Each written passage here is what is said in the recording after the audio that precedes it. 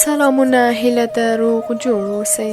د زرو ناول درنو اوریدونکو، په تیره برخه کې مو اوریدل چې کامران او زرو غواړي له خلکو څخه لرې ژوند وکړي. نو نننۍ برخه به له دې ځای پیل کړو. چینه مې ور وښوده، غار ته ننوتم. دوړه لا نه وه ناسته، مخامخ پرې شوی ځای ښکارېده. ورغلم، بل غار و. له پورته اوبه راتویېدې. په مړو خاورو کې د کوم ځناور پلونه ښکارېدل. هر پل زما د لاس د چمبې په اندازه و. ماسخوتن مې په غار کې اور بل کړ. لرګي غوړول، لوګي یې سترګې ړندولې. تر ډېره مې د زرو ټوخی اورېده. وروسته مې سترګې سره ورغلې. یو وخت مې د زرو زوروره چیغه واورېده. په بیړه کېناستم. لوی یږ ولاړ و، غرېده. ټوپک مې ورته ونیو، ډز شو. په غار کې د یږې تیره ناره وګرځېده. مخامخ را باندې راغی. د ټوپک ماشه مې بیا ټینګه کړه. یږ پر سرو سکروټو ورغی، ولوېد. د انګار کمزورې رڼا ورکه شوه. لاسي بټۍ مې ولګوله. زرو تیږې ته ناسته وه. سترګې یې رډې راختلې وې، لړزېده. ورغلم، د هغې سر مې په خپل ټټر پورې ونیو. ومې ویل، مه وېرېږه، هر څه تیر شول. تر ډېره ویښ وم. په غار کې د یږې د سوځېدلو وړیو بوی ته. سهار مې یږ تر پښو ونیو، نه کېده. کشولو یې زور غوښت. کېناستم. د یږ له ټټر او تندي تازه وینه راتله. زرو مې راویښه کړه. په ویره یې د یږ یوه پښه ونیوله. کش مو کړ. تر غار مو واویست. لاندې ورغړېد. غرمه ورغلم. پوستکی مې ترې واړوه. ماسخوتن مو د باندې اور بل کړ. صاف شو. انګار مو غار ته یووړ. نیمه شپه د شغالانو چیغې شوې. زرو راغله. په لومړي ځل یو ځای را سره پرېوته. سړی غلی شو. د ژاولو کاغذ یې سترګو ته ونیو. زر ورقې ځلېده. ویې ویل، زرو خوشحاله وه. کور یې نه یادوه، خو کله کله به یې په خوب کې د خپلې مور او کوچنیو ورونو نومونه اخیستل. یوه اونۍ ووته. کیک، بسکټ، شیدې کم شول. یوازې 2-3 ورځې چاره پرې کېده. بل سهار په غره کې وګرځېدم.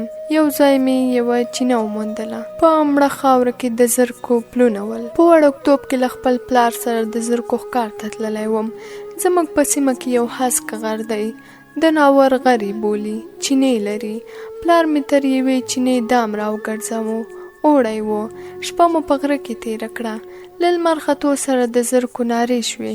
پلار مې ویل چې دا یې د اوبو څښلو وخت دی. وروسته ورغلو. له دامه مو په حساب 12 زرکې راخلاصې کړې. خو د نورستان په غرونو کې مې دام له کومه کاوه. په کاش کې مې هم جنګي کارتوس ټومبلی و. یوه چړه یې درلوده. یوه چړه مانا یوه زرکه نه ارزېده. په 2مه ورځ بیا په ښکار پسې ووتم. له یوه بوټي یوې غټې سویې ټوپ کړل. ټوپک مې ورته ونیو. سویه تر لویو تیږو پټه شوه. خو په 3م سهار ښکار په خپله د غار خولې ته راغی. د باندې مې د وړو ډبرو د رغړېدو غږ واورېد. په احتیاط ور ووتم. تر چینې پورته پر هسکه پرخه یوه هوسۍ ولاړه وه. له هماغه ځایه مې ټوپک ورته ونیو. له ډز سره مې سترګو ته د باروتو توره لوخړه ودرېده. لاس مې وڅنډه. هوسۍ نه وه. په بیړه پورته وختم. پر غوړو ډبرو سره وینه ښکارېده. مخکې لاړم. هوسۍ وازه خوله نیولې وه. له هوسۍ څخه د پوستکي د ایستلو په وخت مې زرو ته وکتل. سترګې یې له اوښکو ډکې وې. قسم یې راکړ چې له دې ایسته به ژوندی څاروی نه ولم. نه مې منله، خو په دې غره کې له ښکار پرته څه نه موندل کېده. خو زرو له خپلې خبرې نه اوښته. ناچاره وم. ژمنه مې وکړه. یوه اونۍ مو د هوسۍ کباب خوړ. د ورځو حساب د زرو له هغو کرښو را معلومېده چې پر ډبره به یې ایستلې. یوه ورځ زرو د باندې ووته. یوه لمن سارمې، شیزي او بوڅکۍ یې راوړل. خو دیګ نه و. په څه کې به م پخول؟ مجبور وم. باید نږدې آبادۍ ته تللی وی. له زرو سره مې خبرې وکړې. ویرېدله. ویلې چې په غره کې یوازې نشم پاتې کېدی. په سخته مې قانع کړ. ومې ویل چې تر ماسخوتنه بیرته راځم. په ستورو کې د باندې ووتم. تیز تلم. د سیند له څنډې مې مزل وکړ. بیرته پورته وختم. 10 بجې مې د سپیو غپا واورېده. لرې د کوچیانو کېږدۍ ولاړې وې. لاره مې چپه کړه. ماسپښین یوه کلي ته ورسېدم. کوچنی دوکان یې درلود. دوکاندار ته مې وویل چې کوچی یم. په یوه اومنه بوجۍ کې مې وریژې، دال، نخود، لوبیا، غوړي، دیګ، کاسه، څمڅه، چای جوشه، پیالې او یو جوړ ښځینه بوټونه واچول. له دوکانداره مې موبایل راواخیست. د پلار نمره مې ووهله، بند و. قصاب ته مې ټلیفون وکړ، وار له واره یې سپک کړم. بیا یې راته وویل چې د حاجي نواب زامن درپسې ګرځي، خدای که دې وینه ځمکې ته پرېږدي. د پلار احوال مې ورنه واخیست. ویل یې چې ټوله ورځ ژاړي، ښېرا درته کوي. بېرته غره ته وختم. بوجۍ درنه وه، خو د زرو د یوازیتوب اندېښنې مې زړه خوړ. ماښام سیند ته ورسېدم. په غره ختلو زور غوښت، نه کېده. یو ځای مې په نښه کړ، بوجۍ مې کېښوده. تش لاس پورته وختم. 2-3 ساعته مې مزل وکړ. لرې له ګڼو ونو د اور لمبه ښکارېدله. نږدې ورغلم، ومې ټوخل. زرو ټوپک راته ونیو، چیغه مې کړه. زه یم کامران. منډه یې راواخیسته، کلکه غېږه یې راکړه. دواړه اور ته نږدې کېناستو. زرو زما د تشو لاسونو په لیدو حیرانه وه. پوه مې کړه چې غوټه مې نږدې را رسولې ده. سهار وختي دواړه د باندې ووتو. غرمې ته مو بوجۍ را ورسوله. ښه و، خوراک مو سم شو، خو زرو به له وریجو، غوړیو، لوبیا سره ډېر پام کاوه. ډېر وخت به مو سابه او پوسکی پخول.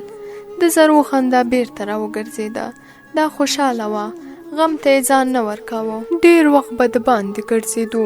شنې ونې، رڼې اوبه، د غره غوړې او سپېرې تیږې، د زرکو نارې، صاف لمر، روښانه ستوري او زرو. جنتي ژوند و. په 2 میاشتو کې مې یو بني آدم هم ونه لید. خو یوه غرمه مې زړه خولې ته راغی. پروت وم، زنګولې وکړنجېدې. په بیړه له غاره ووتم. یوه خیرنه وزه ټیټې ونې ته ختلې وه. په سر ژبه یې شنې پاڼې ورټولولې. پورته وختم، غړۍ مې اوږده کړه. تر چینې سلامت رمه راتاوه وه. لاندې مې وکتل، زړه مې ولړزېد. زرو پورته راخته. لاس مې ورته وخوځاوه، رپا مې نه شو. په بیړه د غار خولې ته راښکته شوم. زرو ته مې اشاره وکړه، ځای پر ځای کېناسته. وروسته په احتیاط پورته راوخته. پلو یې له چارمغزو ډک و. دواړه غار ته ننوتو، غلي کېناستو. زرو وېرېدلې سترګې راته نیولې وې. نږدې ډډ غږ مې واورېد. ارې! له دیوال سره مې ځان جغت ونیو. د باندې مې وکتل. په عمر پوخ کوچی نغري ته ولاړ و. بیا یې خوله پورته ونیوه، چیغه یې کړه، بازګليه، دا ایرې لا تودې دي، وړې ډبرې وښویېدې.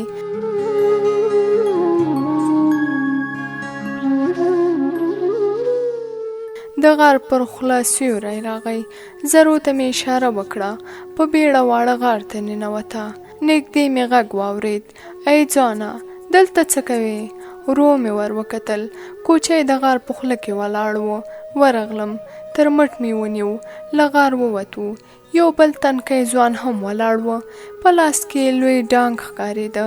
سترګې له حیرانۍ ډکې وې. ومې ویل، کاریان یو. په عمر پوخ کوچي وخندل. دېګدان ته کېناست. په ډډ غږ یې وویل، ما مه غلطوه، مخکې مې یوه زنانه ولیده. په خبره کې ولوېدم. درته ومې ویل چې ښکاریان یو. نور ملګري مې په ښکار پسې وتلي دي. د کوچي ټنډه تروه شوه. زه دې څه کوم؟ خو که دروغ وایې غبرګې سترګې به دې ووځي. دلته یوه زنانه وه. یو دم یې چیغه کړه، و بازګليه! ړوند یې؟ سرکښ لاندې ښکته شو. تنکي ځوان منډه واخیسته. له کوچي سره چینې ته وختم. لویه رمه وه. وزو او پسونو له ځمکو راختلي واښه ورټولول.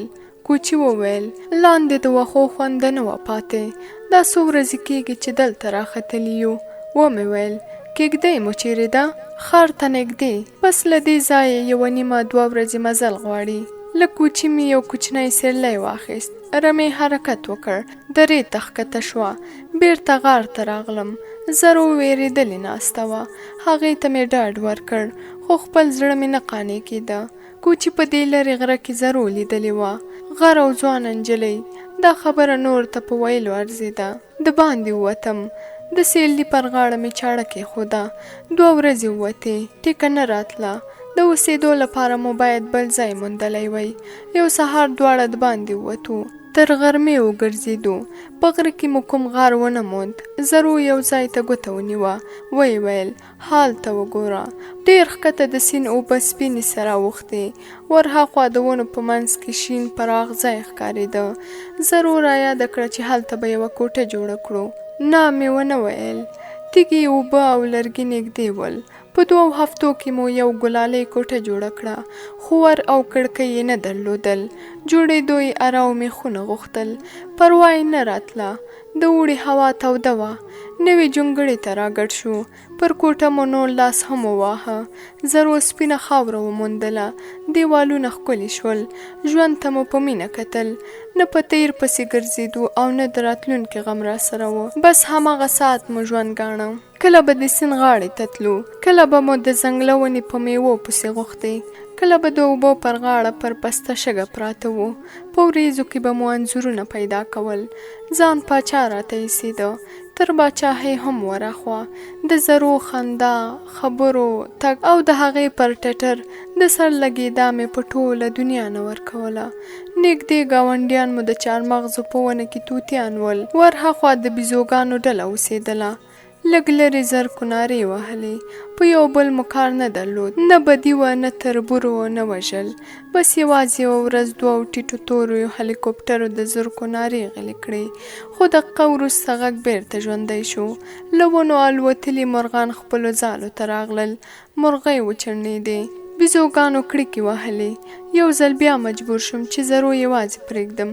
دا وار له غره سره عادته وه. انسان نه و. له ځناورو نه وېرېده.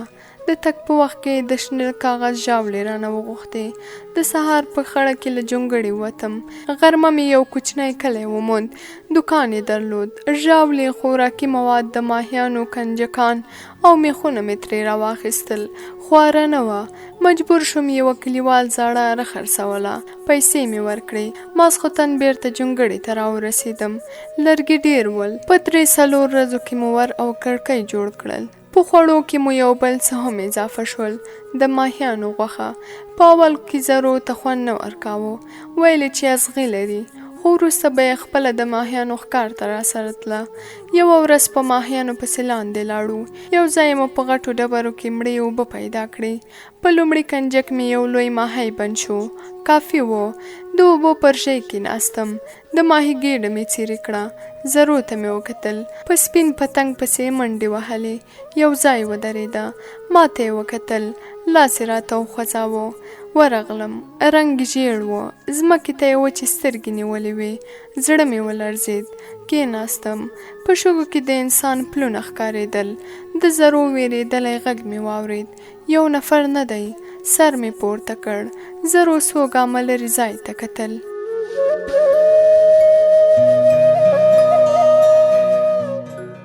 د زرو ناول درنو اوریدونکو، 10مه برخه مو همدلته پای ته رسیږي.